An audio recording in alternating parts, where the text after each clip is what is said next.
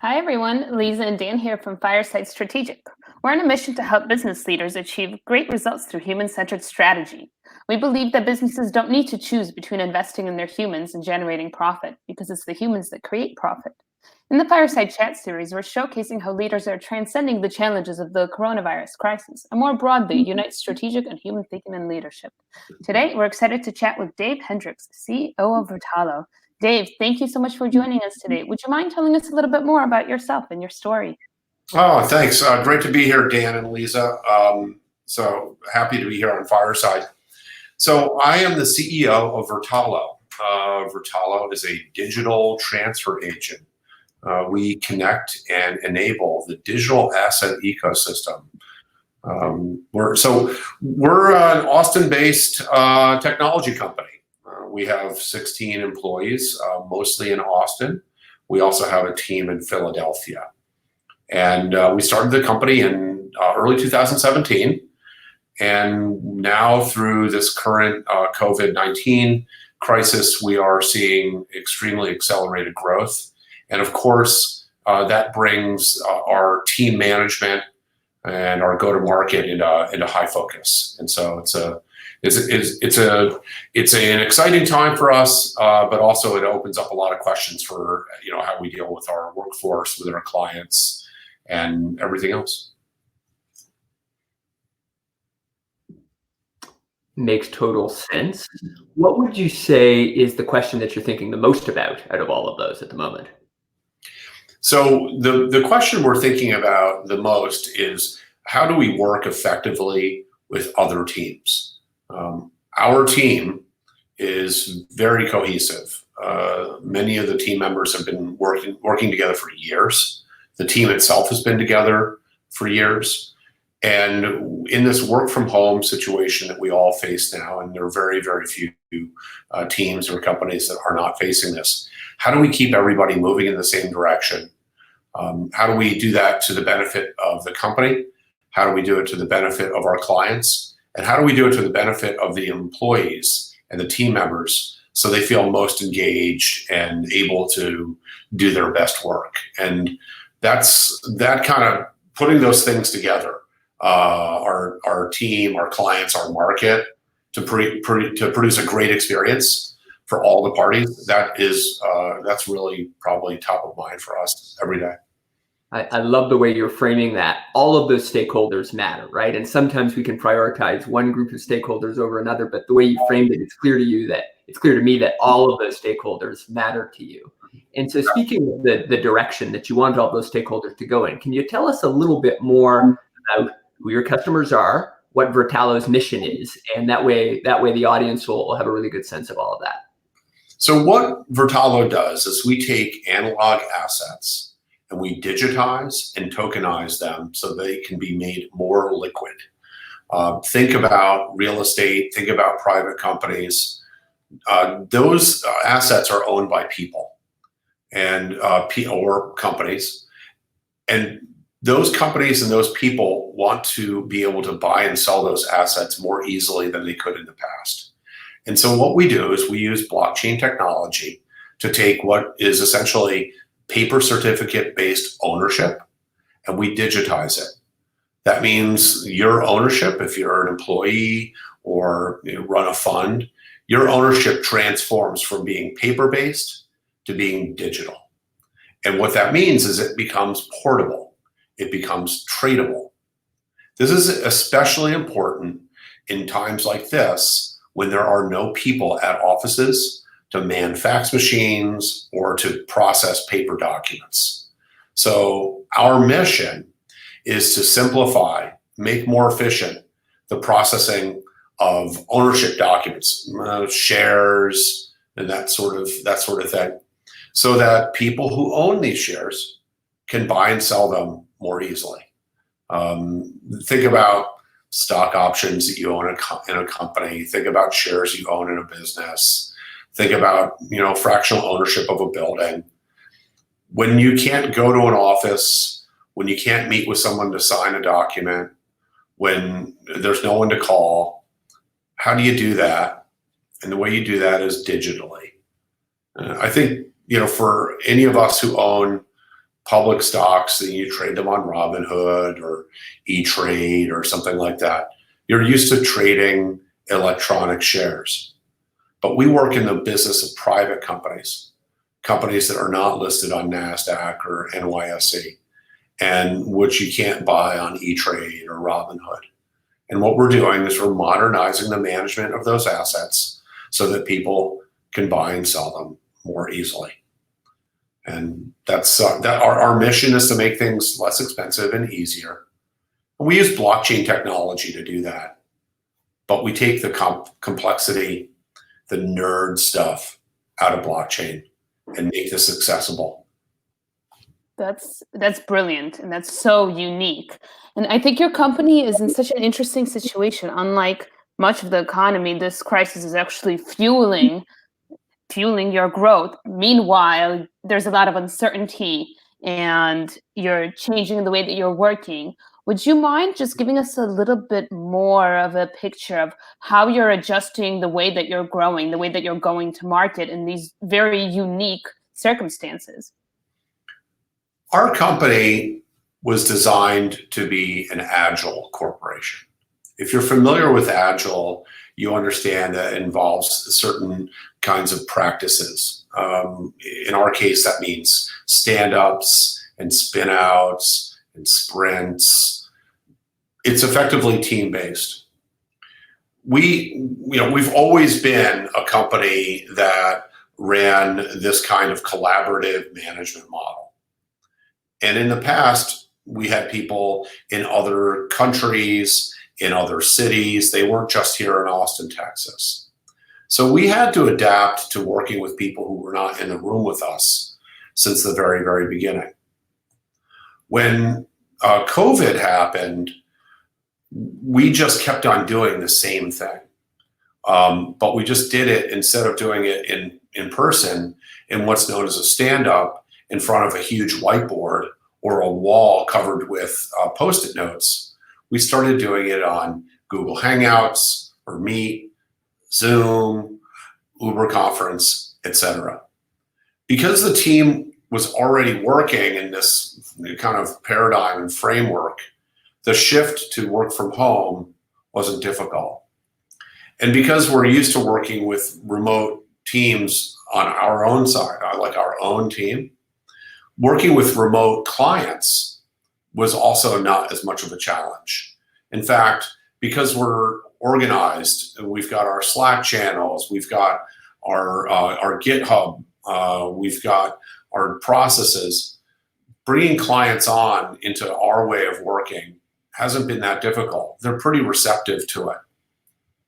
Now, it's funny, there's a lot of negative stuff which is coming out of COVID. We don't get to see our friends or even family members as often as we'd like. We don't get to meet people via serendipity anymore. We're not going to conferences. We're not launching out into the world on a plane to go to a city, to eat with someone, to meet with someone. That's all changed. However, it hasn't just changed for some of us, it's changed for all of us. So because it's changed for all of us, what's happened is the excuses to connect and meet have fallen off. And people are stuck having to focus, stuck being able to avoid excuses for not meeting. People have more time now. They're able to sit at a desk for a longer period of time, so stand at a desk for longer periods of time and work on things that require more focus. It's not all about running around and being, feeling, and looking busy and having very low quality but high velocity interactions. It's really about, okay, this is what we're doing now. We've got, in order to be successful, we cannot appear to be successful. We must actually do things. So what we've seen is through this, the teams that really want to do things are really, really heads down and also heads up like we are right now, focused on making the things that they've talked about happen, because they can't go cover it up by going to a conference and looking busy, speaking on panels, traveling. The glamour that so many of us, not all of us, but so many of us experienced before in business travel has been eliminated. So now everyone's focused on substance. And so that's helped us because we can tell very quickly who is serious about working with us. And they have time now. So they've been calling us. We do almost no outbound calling. Only maybe to people that we haven't heard from for a little while. But what we're finding is the world is very, very focused, and they're very excited to work because working hard on something is a distraction from the other things which are going on in their life. I've been very lucky. You see me hovering over the skyline of Austin, Texas here. And at night, usually at night, I'm not really actually hovering over the skyline. I'm usually hovering over dinner at home with my family and then watching Netflix because I can't do any more calls. But I've been lucky because I've been able to go to my office for the last 8 weeks. And I have not eaten dinner at home 60 nights in a row in my entire life or marriage. And that's allowed me to spend a lot more time focusing on my family. I think people are doing the same thing with their work. So without saying a lot more, what we've seen is more engagement, more focus. And that's a really interesting kind of result or outcome from this. And it's by necessity, I think. I hope it carries over after we inevitably get through this. Me too. Tons of great insights there, Dave. And I know, number one, most importantly, the next time I go to Austin and I'm landing, I'm going to watch out I'm going to look out the window very carefully and see whether you're still hovering over Austin. But beyond that, one of the things I want to pick up on, I'm curious, have you read the book Deep Work by Cal Newport by any chance? I haven't. I'm going to write that down and I'm going to check that out. Tell me about it. I'll tell you why I'm thinking about it. So Cal Newport is a very sharp guy who started out life as a programmer and then ultimately became a best-selling writer. And he's a big advocate for deep work. And he's one of those people that preaches avoiding social media. Mm-hmm. And while I don't entirely agree with that, what I think is a really interesting insight is that even though he is himself an advocate of let's focus, let's make sure that we get stuff done and not get too distracted, he made a really interesting point in an interview recently where he said that right now, tools like Slack, tools that give us notifications and keep us really deeply connected with clients, with our team, those tools have the potential to distract. But the principal reason they have the potential to distract is that they haven't been around that long. So humans have yet to really evolve to learn how to use those tools wisely. And one of the things that I really picked up on is you guys have been doing this for a while, since long before COVID, right? This has been the way of working for you. And so these tools are super powerful if they're used skillfully. And if we can develop the potential in ourselves, in our teams, and in our customers to learn how to use these tools skillfully, we can leverage so much of the upside of technology for the new world of work while mitigating some of the downsides. Does that make sense? Yeah, it does make sense. I think that these tools can be effective. They lack one thing that is very, very important in social interactions, though, and that's pheromones. I think it's very difficult to operate in an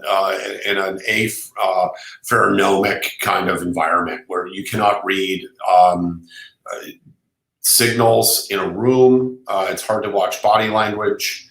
Even while I'm on this call right now, I'm actually staring at a lens instead of looking at your faces so that I don't look like I'm looking down.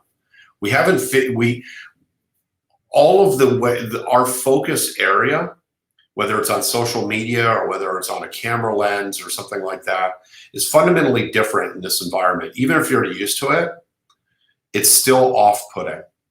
And adjusting to that is one of the critical challenges for all companies. How many calls can you do a day? Should your calls be video? Should they be audio? How many people should be on calls? Do the tools themselves, now that everyone has to use them, are they distractive? How do you do deep work when you have to turn on do not disturb, and then you miss the things that help you run your business? It's very complex. I'll tell you one thing though. Let's talk about deep work, and let's talk about work environments. One thing that's coming out of this is that people who need to focus now can focus. I do not like the open plan workspace. One of the things that I'm most excited about is that perhaps COVID can finally eradicate open plan. Open plan is injurious to people like myself who have mild forms of ADD and whose threat responses are triggered just by people walking around or voices. I really like doors. I really like solitary spaces in order to get things done and to concentrate.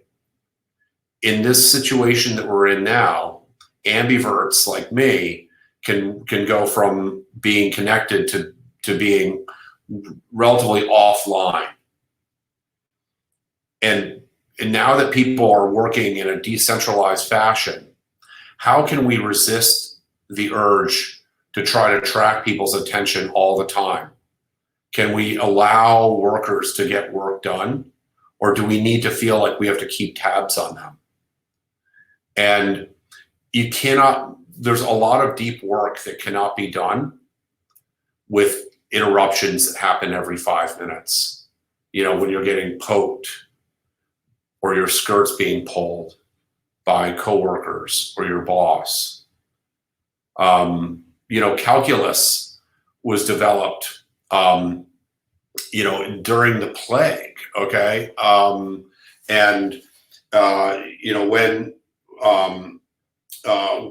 in 1665, okay. Why I'm losing his name since he was studying at Oxford. Thank you. Thank you, I love this story. I'm with you. It's a great story, right? I mean, he went away to the country, and he came up with calculus. Okay, we're going to come up with our calculus during this time, and it's because of deep work. So I love that the idea, Dan, of this concept of deep work. How does that square with the surveillance tools that we are using for our employees that are thought of as work group productivity tools? It's an interesting thing. What an interesting insight. I love this idea that this could be the time for us as a business community, but also for your company's Vertalo, to come up with the calculus. I'm curious, from where you're sitting now, what is kind of your future goal for Vertalo coming out of this? What do you hope is going to be your calculus? Well, so what we're doing is we're really transforming the world's largest asset class, which is privately held assets. These are private companies, real estate funds, startups, even pools of assets and income streams. We're taking them from a antediluvian landline phone era to a smartphone and connected era.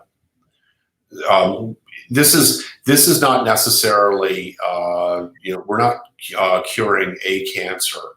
What we're doing is we're helping people that need to be able to sell things to meet other obligations. We're helping to create direct ownership capabilities for participants and for contributors like employees, so they can own companies directly and then be able to sell them. It's many people don't know, but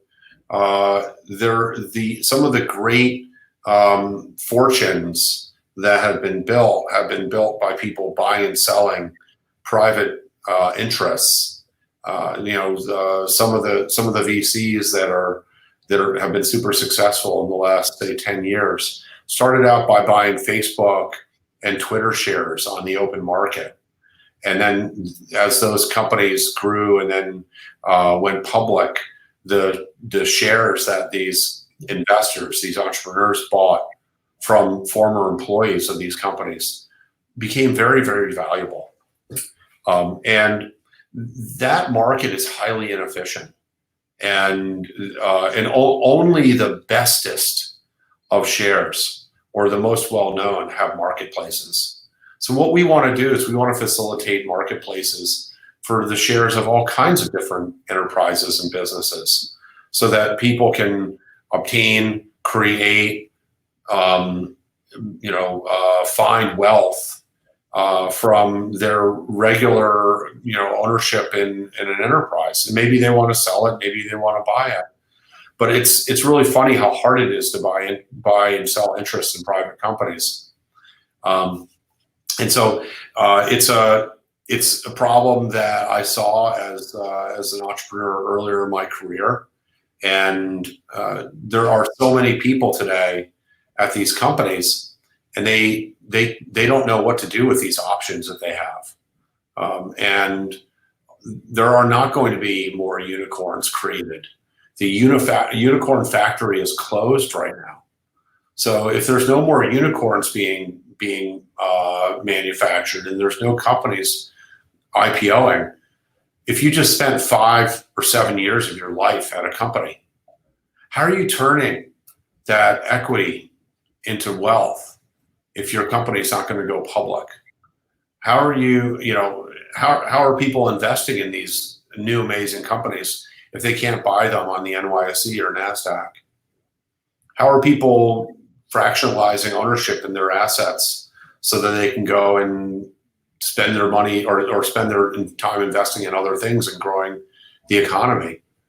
What we want to do is we want to open up that economy to not to barter, but to more transactions. And that should hopefully create more opportunity for more employees and create more of an ownership economy. I so love this mission. I could nerd out with you for years on what the implications of all of this really are. Years ago, I can remember first getting interested in business and economics from Hernando de Soto's famous book, The Mystery of Capital. And at the very root of that was the idea that in the developing world, so many people didn't have property rights. They could not leverage the asset that was right in front of them, right? And I connect that to this because there are so many assets that are all around us. In many cases, we're actually quite suspicious of them. Private assets don't have the limelight, right, of public regulation. And so a lot of people just think that when it comes to building wealth, they're stuck with these very obvious options that are in front of them. But the reality is there are so many possibilities. And if we all start to get a bit more educated about the potential of private assets, the potential for economic growth from that is unbelievable, right? Yes. And it's it's a democratization effort to a certain extent to create the frameworks to buy and sell these, and so that's what we're working on here. It's a technological effort because we knit together a lot of different entities in order to make this happen. And so we have we're creating a market while we create a technology. And we believe that we're satisfying a market need, which is fairly acute and fairly global. And ultimately, there's going to be a new thing on the other side of what we're going through right now. And we want to help that new thing be successful. And there's going to be a need for a lot of funding as well. And so we also support the fundraise elements around crowdfunding and venture funding and helping more people invest in various projects and then ultimately making those projects liquid over some course of their lifetime. And so there's an interesting thing that right now there's been a proposal at the SEC to increase the threshold for what's known as Regulation CF. This is crowdfunding. So up until very recently, or up until now, because the proposal hasn't been finalized, you could only raise $1 million under Regulation CF for a crowdfunding offering. We expect that the ceiling for Reg CF will increase to $5 million, perhaps later this month. What that means is that anyone here on this call, anyone listening to this, could start a company and then run a crowdfunding effort to raise up to $5 million from a whole group of investors. And I can tell you this, that there's going to be such a need for funding to get things back going after this. This isn't a big beach day or a snow day for the tens of millions of people who are out of work.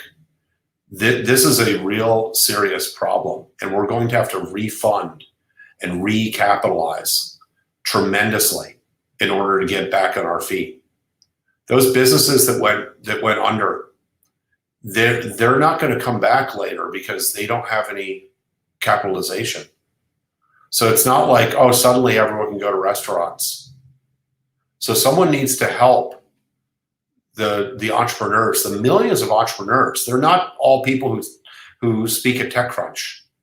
There's a lot more who don't ever speak at events, but they make experiences and they make food and they make things you wear and things that you love, and they're going to need help raising money.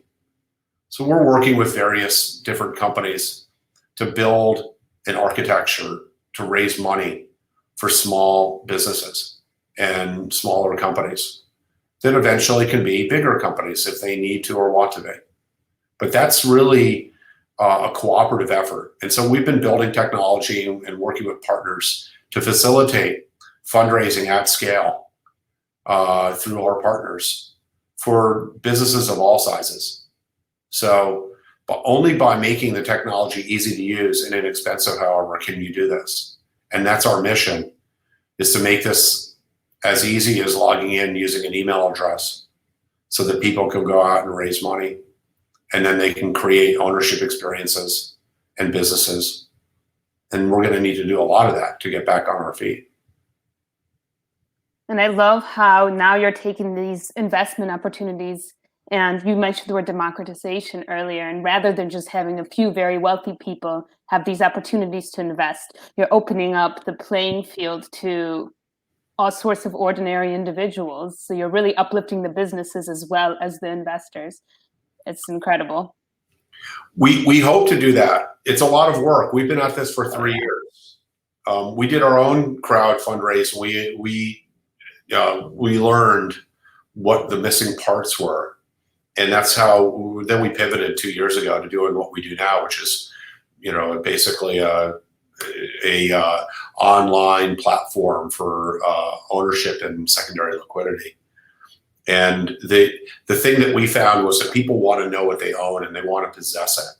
They want to actually directly own it, and they want to see it. They don't want to trust that someone has it on a spreadsheet somewhere. They don't want to find out when all the champagne's getting corks are being popped that in fact they got the empty bottle.